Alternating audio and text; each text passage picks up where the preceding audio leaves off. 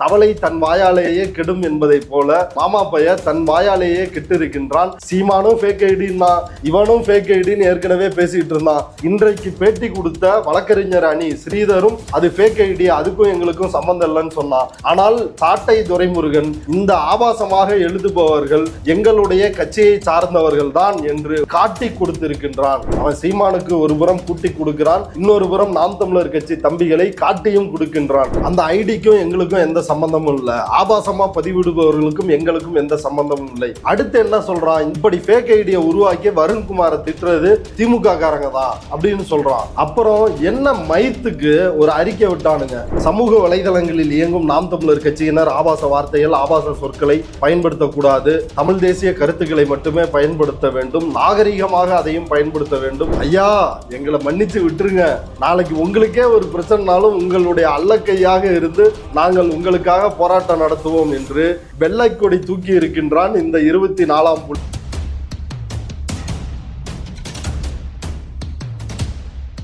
Tribes நேயர்களுக்கு வணக்கம். இன்று நம்மோடு பேச திரு கரிகாலன் அவர்கள் இணைந்துள்ளார். வாருங்கள் அவரோடு பேசுவோம். வணக்கம். வணக்கம் அரவிந்த். சீமானோட இந்த நோட்டீஸ் இது சம்பந்தமா சாட்டை துரைமுருகன் ஒரு வீடியோ போட்டிருக்காரு. அதாவது அந்த நோட்டீஸ் சீமானோட நாலேஜுக்கு இல்லாம தான் வெளியே வந்திருக்கு, அவருக்கு அதை பத்தி எதுவும் தெரியாது அப்படின்றதான் அவரும் விளக்கமா கொடுத்திருக்காரு. அந்த வீடியோவை பத்தி நீங்க என்ன நினைக்கிறீங்க? நானும் பார்த்தேன் அந்த வீடியோ. அதாவது சீமான் தரப்பில் எஸ்பி வருண்குமாருக்கு பதிலாக கொடுக்கப்பட்ட அந்த நோட்டீஸுக்கும் தனக்கும் எந்த சம்பந்தமும் இல்லை, அந்த நோட்டீஸுக்கும் சீமானுக்கும் எந்த சம்பந்தமும் இல்லை, சேவியர் ஃபெலிக்ஸ் தன்னிச்சையாக கொடுத்து விட்டார் அப்படின்னு ஒண்ணுமே தெரியாத பாப்பா 9 மணிக்கு போட்டாலாம் தாப்பா அப்படின்ற மாதிரி இவன் ஒரு பொய்யான ஏமாற்று விளக்கத்தை கொடுத்திருக்கிறான். இதுல அடிப்படையான விஷயம், நம்ம சோர்சஸ் மூலமா சேவியர் ஃபெலிக்ஸ் நாம் தமிழர் கட்சியினுடைய வழக்கறிஞர் பாசறை மாநில தலைவராக இருந்த அந்த சேவியர் ஃபெலிக்ஸிடம் நாம் இது குறித்து பேச முயற்சித்தோம். அவர் நம்முடைய போனை எடுத்தார், நம்ம சோர்ஸினுடைய போனை எடுத்தார். அவர் சொன்ன விஷயம் என்னன்னா, 2016 தேர்தலில் கொளத்தூர்ல திமுக தலைவர் ஸ்டாலினை எதிர்த்து போட்டியிட்டேன், அந்த வாய்ப்பை வழங்கியது சீமான், அதற்கு அவருக்கு நன்றிக்குரியவனாய் இருக்கிறேன். 2021 தேர்தலில் கமலஸ் செல்வா அப்படின்ற அவருடைய மகனுக்கு போட்டியிட வாய்ப்பு கொடுத்தார் சீமான், அதனாலும் நான் அவருக்கு நன்றிக்குரியவனாக இருக்கிறேன் அப்படின்னு சொல்லிட்டு அவர் சொன்ன வார்த்தை மிக மிக முக்கியமானது.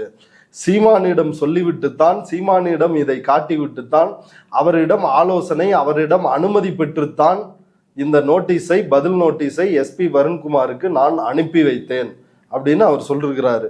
இப்போ ஏற்கனவே நம்ம கடந்த பேட்டியில் இதை குறித்து சொன்னோம். ஒரு சின்ன விஷயம்னாலும் சேவியர் ஃபெலிக்ஸ் 40 ஆண்டு கால வழக்கறிஞர் தொழிலில் அனுபவம் கொண்டவர், பல்வேறு முக்கிய வழக்குகளை நடத்தியவர். அவர் சீமானிடம் ஆலோசனை கேட்காமல் எந்த ஒரு விஷயம் கட்சி ரீதியான விஷயங்களில் முடிவெடுக்க மாட்டார் அப்படின்றது. அதை மீண்டும் ஒரு முறை சேவியர் ஃபெலிக்ஸே தன்னுடைய தரப்பில் இருந்து அதை உறுதிப்படுத்தி இருக்கிறார். அப்ப சாட்டை துரைமுருகன் சொல்வது ஒரு பச்சை பொய். சாட்டை துரைமுருகனுடைய அழுத்தத்தின் காரணமாக, சாட்டை துரைமுருகனிடம் சிக்கியுள்ள சீமானின் ஆபாச வீடியோக்கள் காரணமாக, அவன் கொடுத்த பிரஷர்னால சீமானுக்கும் ஏற்கனவே இருந்த நெருக்கடி, இப்படி மன்னிப்பு கேட்டு விட்டோமே, நமக்கு சீமான் என்றதை ஷூமான் என்று மாற்றி விட்டார்களே அப்படின்ற அந்த மன உளைச்சல் காரணமாகவும் இவரை மாநில தலைவர் பதவியிலிருந்தும் அடிப்படை உறுப்பினர் பதவியிலிருந்தும் ஃபெலிக்ஸை நீக்கி இருக்கிறார்கள். இதுதான் நடந்திருக்கிறது. அப்ப சாட்டை துரைமுருகன் சொல்வது ஒரு அப்பட்டமான பொய் என்பது இதன் மூலமாக நிறுவனமாகி உள்ளது. இது ஒரு வழக்கா, இது ஒரு நோட்டீஸ் தானே. ஏற்கனவே 130 வழக்கு சீமானவர்கள் மேல இருக்கு. அது எதுக்குமே அவர் மன்னிப்பு கேட்டது எதுவும் மறுத்தது கிடையாது. வழக்கு எதிர்கொள்றதெல்லாம் இன்னைக்குமே அவர் அஞ்சினது கிடையாது. அப்படி இருக்கும்போது இந்த விஷயத்துக்கு ஏன் அவர் மன்னிப்பு கேட்டிருக்கணும்? அது அடிப்படையிலேயே இது பொய்யான விஷயம் அப்படின்னு இதெல்லாம் இவனுங்க மேடையில பேசுறது. 138 வழக்கு இருக்குது, எங்க அண்ணன் எதுக்குமே அஞ்ச மாட்டாரு, முடிஞ்சா என் மேல வழக்கு போட்டுப்பாரு. இந்த எஸ்பி வருண்குமாருக்கும் அப்படிதாங்க சவால் விட்டான். என்ன சவால் விட்டான்? இவருக்கு ஒரு பிறப்பு வெறுப்பு இருக்கிறது, சில ஜாதிகளை சாதிய ரீதியாக பார்த்து அவர்கள் மீது கடுமையான நடவடிக்கை எடுக்கிறார் அப்படின்ற குற்றச்சாட்டை வைத்து விட்டு சீமான் முடிஞ்சா என் மேல வழக்கு போட்டுப்பார் அப்படின்னு எஸ்பி வருண்குமாருக்கு சவால் விட்டான். அதற்கு பிறகு இவனோட தூண்டுதல் பேர்ல தான் அவருக்கும் அவருடைய குடும்பத்தாருக்கும் ஆபாசமாக கொலை மிரட்டல், ஆபாச மிரட்டல், அவருடைய மனைவியை போய் ஸ்டாலினோட படு அப்படின்னு சொல்லி எழுதுறது, இப்படி மிக கொச்சையாக தரம் தாழ்ந்து எழுத ஆரம்பித்தார்கள். அதனுடைய தொடர்ச்சியா 22 பேர் ஃபேக் ஐடி மேல எஃப்ஐஆர், அதுல A1 A2 A3 சீமான், இடுமானம் கார்த்தி, சாட்டை துரைமுருகனுடைய பெயர் சேர்க்கப்படுகிறது. சேர்க்கப்பட்ட பிறகு ஒரு நோட்டீஸ் அனுப்பப்படுகிறது. அந்த நோட்டீஸுக்கு தான் நீண்டு காலில் விழுந்தான்.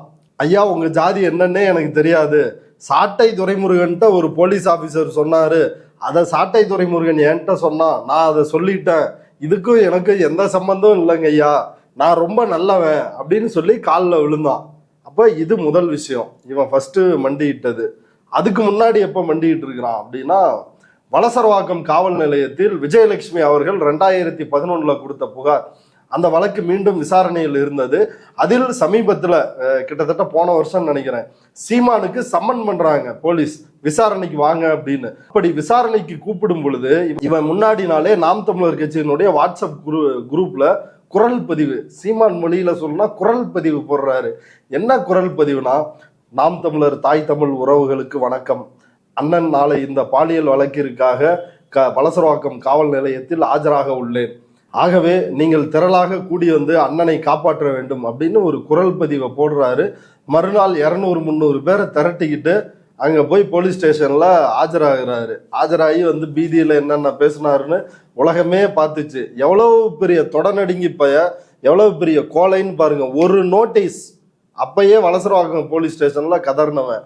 அதே போல இப்ப வருண்குமார் ஒரு எஃப்ஐஆர் ஒரு நோட்டீஸ், சரண்டர் ஆயிட்டான். ஐயா எனக்கு இதுக்கு எந்த சம்பந்தம் இல்லை, இந்த மாமா பையன் தான் காரணம் அப்படின்னு கையை தூக்கி கீழில் சாஷ்டாங்கமாக விழுந்து விட்டான், நெடுஞ்சாங்கடையாக விழுந்து விட்டான் சீமான். இது 2. மூணாவதா ஒரு இடத்துல மண்டிட்டான். ஸ்டெர்லைட் சம்பந்தமான விசாரணை ஆணையம் வந்து அமைக்கப்படுகிறது. நீதிபதி அருணா ஜெகதீசன் தான் அந்த ஆணையத்தினுடைய தலைவராக இருந்து அந்த விசாரணை, அந்த சம்பவத்தில் தொடர்புடைய பலரையும் விசாரிக்கிறார். அப்படி நாம் தமிழர் கட்சியினரும் அந்த போராட்டத்தில் கலந்து கொண்டார்கள் என்ற அடிப்படையில் சீமானும் வந்து அழைப்பு விடுத்ததன் காரணமாகத்தான் அந்த போராட்டத்தில் அவர்கள் கலந்து கொண்டார்கள் அப்படின்ற ஒரு கேள்வியை சீமானிடம் அருணா ஜெகதீசன் வந்து முன்வைக்கிறாங்க. அப்ப சீமான் அங்கேயும் காலில் விழுந்துட்டான். இல்ல அங்க தூத்துக்குடி மக்களா போராட்டத்துக்கு கூப்பிட்டாங்க, அவங்களும் மக்களா போய் கலந்துக்கிட்டாங்க, நானும் யாரையும் போராட்டத்துக்கு கூப்பிடல அப்படின்னு அங்கேயும் சரண்டர் ஆனான். அடுத்து 4வதா இந்த இதே விஜயலட்சுமி வழக்கில் ஊட்டியில அப்ப சீமான் பதுங்கி இருந்தான். அப்போ ஊட்டிக்கு தனிப்படை அனுப்பினார்கள் சீமானை கைது செய்ய. உடனே அங்கேயும் சரண்டர் ஆயிட்டான். எங்க அண்ணன் ஸ்டாலின் அப்படின்னு சொல்லி ஸ்டாலினுடைய புகழை பாடி ஸ்டாலினின் காலில் விழுந்து கைதாவதில் இருந்து தப்பித்தான். 4 மன்னிப்பு கடிதம். இன்னும் ஒரே ஒரு மன்னிப்பு கடிதம் எழுதினானா சாவர்கரை சமன் செய்கிறான். இன்னும் கூடுதலாக ஒரே ஒரு மன்னிப்பு கடிதம், அவன் யமுனாபாய் சாவர்கருடைய மனைவி பிரிட்டிஷ் அரசுக்கு ஒரு மன்னிப்பு கடிதம் எழுதினான், என் புருஷனை எப்படியாவது விட்டுருங்க அப்படின்னு சொல்லி. அதே போல கயல்விழியும் சீமானுக்காக ஒரு மன்னிப்பு கடிதம் எழுத போகிறார். அதை காலம் விரைவில் செய்யும் என்பதை நாம் கண்கூடாக பார்க்க போகிறோம். அப்ப இவ்வளவு பெரிய தொடர்நடுங்கி கோலை அயோக்கியன் ஒரு பாசிஸ்ட், நம் பலமுறை சொல்லி இருக்கிறோம், ஒரு பாசிஸ்ட் கோலையாகத்தான் இருக்க முடியும், ஒரு பாசிஸ்ட் பயந்தாங்குழியாகத்தான் இருக்க முடியும், ஒரு பாசிஸ்ட் தொடைநடிகையாகத்தான் இருக்க முடியும். பாசிஸ்டுகள் என்றைக்குமே வரலாற்றில் வீரர்கள் இல்லை, அவர்கள் மாபெரும் கோழைகள். அவர்களை எதிர்த்து நின்றால் போதும், அவர்கள் ஓடி ஒளிந்து கொள்வார்கள் அப்படின்றதான் வரலாறு நமக்கு கற்பிக்கின்ற பாடம்.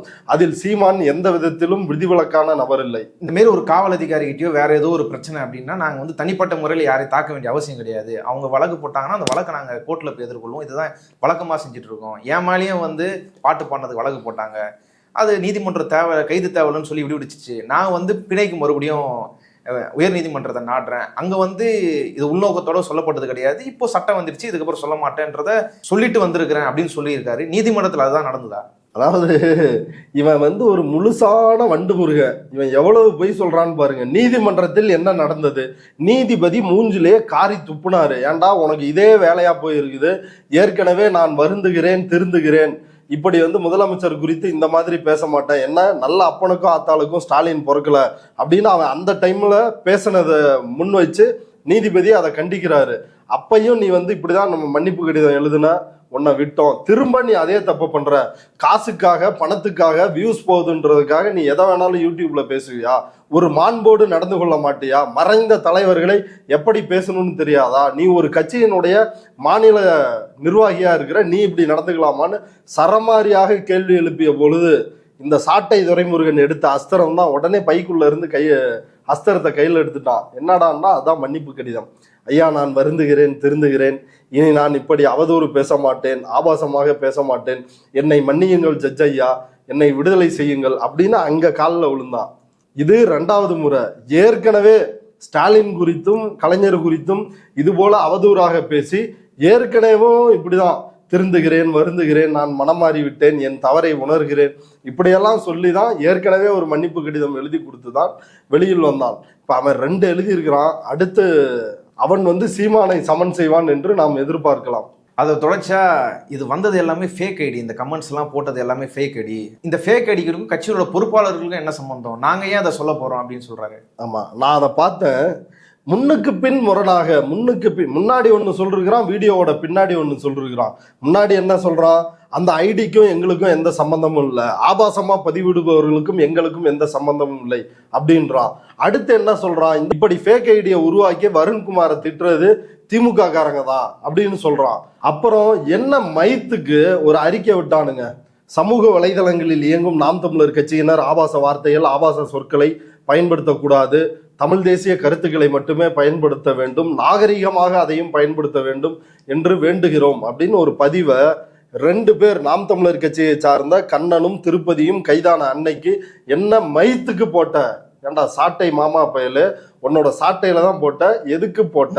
அடுத்ததா இந்த வீடியோல பாருங்களேன், இந்த வீடியோட முதல் பாதி, இன்னைக்கு அவன் சாட்டையில போட்டிருக்கிற வீடியோல முதல் பாதியில என்ன சொல்றான், இது இந்த ஐடிக்கும் எங்களுக்கும் எந்த சம்பந்தமும் இல்லை, அதாவது வருண்குமாரை ஆபாசமாக எழுதுகின்ற அந்த ஐடிக்களுக்கும் எங்களுக்கும் எந்த சம்பந்தமும் இல்லை என்றான்.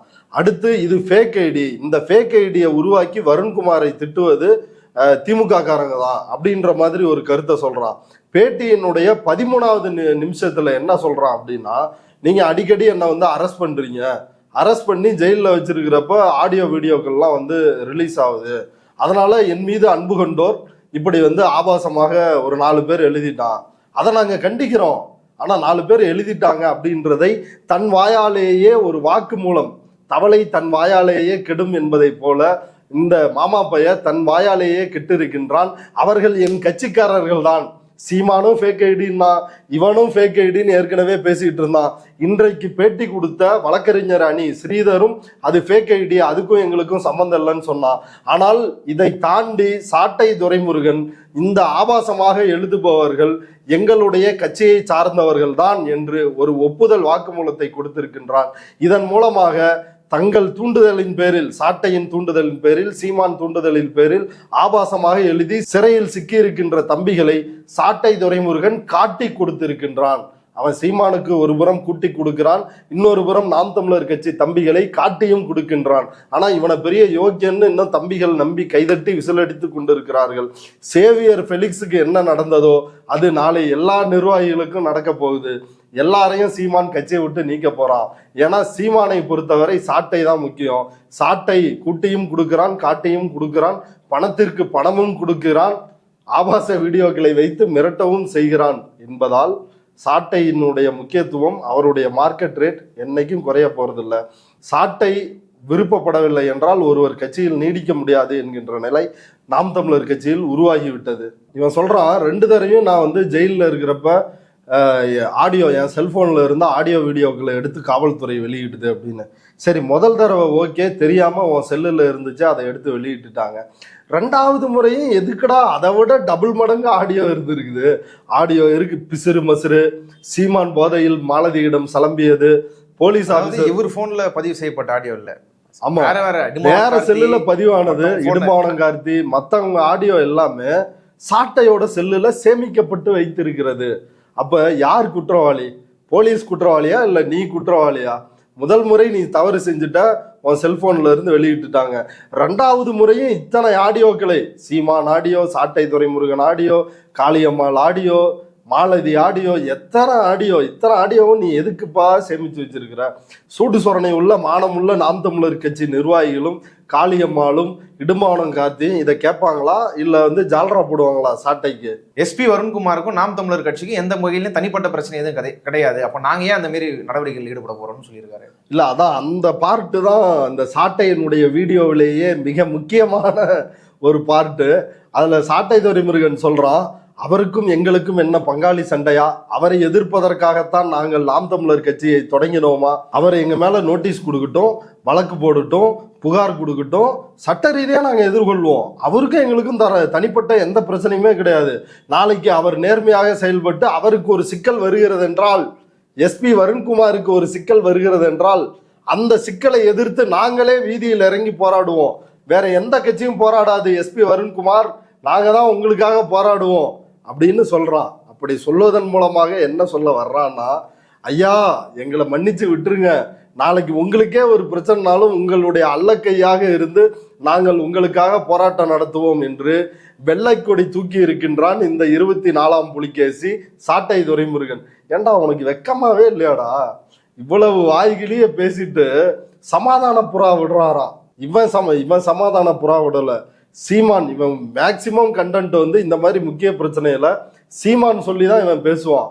சீமானுக்கும் எஸ்பி வருண்குமாருக்கும் இடையிலான பிரச்சனையில் சீமான் தரப்பில் சீமான் ஒரு வெள்ளை புறாவை பறக்க விடுகின்றார். அந்த வெள்ளை புறா தான் சாட்டை துரைமுருகன். இந்த மாமா பயல் தான் அந்த வெள்ளை புறா. அதனாலதான் இந்த மாமா பயல் சொல்றான், உங்களுக்கும் எங்களுக்கும் என்ன பங்காளி சண்டையா? நீங்க எங்க மேல புகார் கொடுங்க, எங்க மேல வழக்கு தொடுங்க, எங்களை 4 அடி அடிக்க கூட செய்யுங்க. ஆனா நாளைக்கு உங்களுக்கே பிரச்சனைனாலும் நாங்க தான் எஜமா உங்களுக்காக போராட வருவோம் அப்படின்னு சொல்றான்னா, இதை விட என்ன சரண்டர் ஆக முடியும்? காலில் மீண்டும் நேற்று சீமான் காலில் விழுந்தார். இன்றைக்கு சாட்டை துரைமுருகன் எஸ்பி வருண்குமார் காலில் விழுந்திருக்கிறான். அவனும் காலை நக்கி இருக்கின்றான். ஷூமானை மிஞ்சுகின்ற சாமானாக இந்த சாட்டை துரைமுருகன் இருக்கிறான். இந்த செய்தி தொடர்பாக பல்வேறு விஷயங்களை பகிர்ந்து கொண்டதுக்கு நன்றி.